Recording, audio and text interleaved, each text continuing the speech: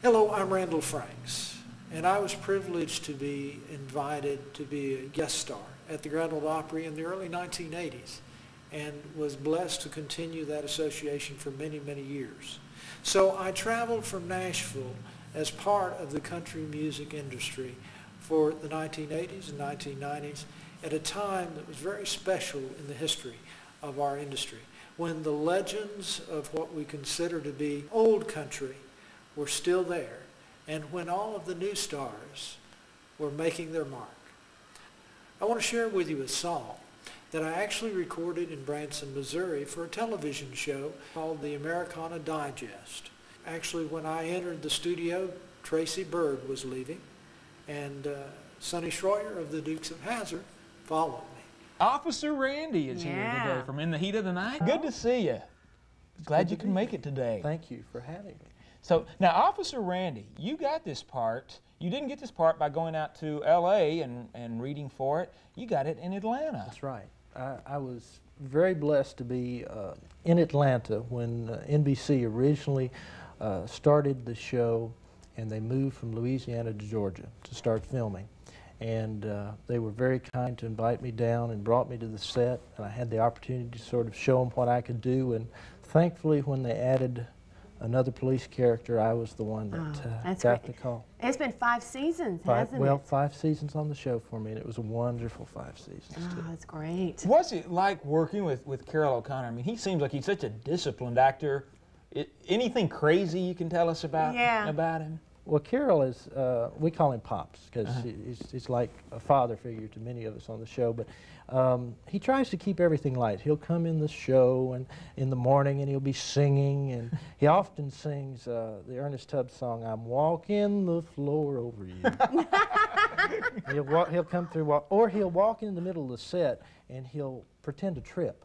And everybody goes, "Oh no!" To try, you know, because and he's a big man to catch. Oh yes, and he's also our executive producer, and we don't want him to fall down. Exactly. But he's a wonderful man. But he tries to keep everything light on the set. But he is a very serious actor. Yeah. He does very well with everything. Now, besides acting, you got an extensive musical background. You started when you were about 8 years old, is that right? Yeah. What did you start playing first? What instrument? Well, the violin was the first thing. Of course, the fiddle to the country music fans. But a classical violin instructor came in and taught to our 3rd grade class and played Orange Blossom Special. Oh.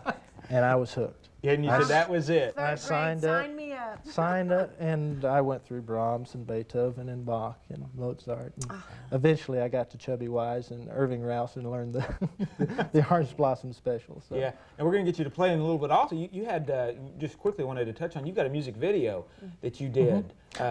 We did a song, Handshakes and Smiles. It's the title cut from our, what was the top 20 Christian album for us that we had out a year or so back.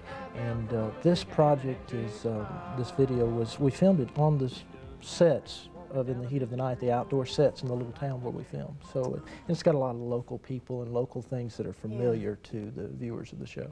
Oh, great, great. Yeah. Let's get some entertainment. I was going to say, we've got a guitar. You mentioned a fiddle, a violin. Well, we've also got a guitar. Well, what instrument do you not play, Randy?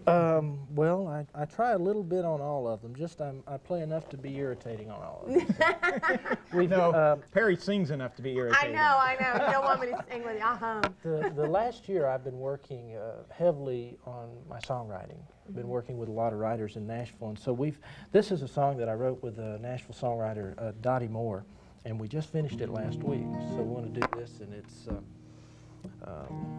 I Know 'Cause I've Been There is the title of it. So great. A house full of boxes, all that's left of our past.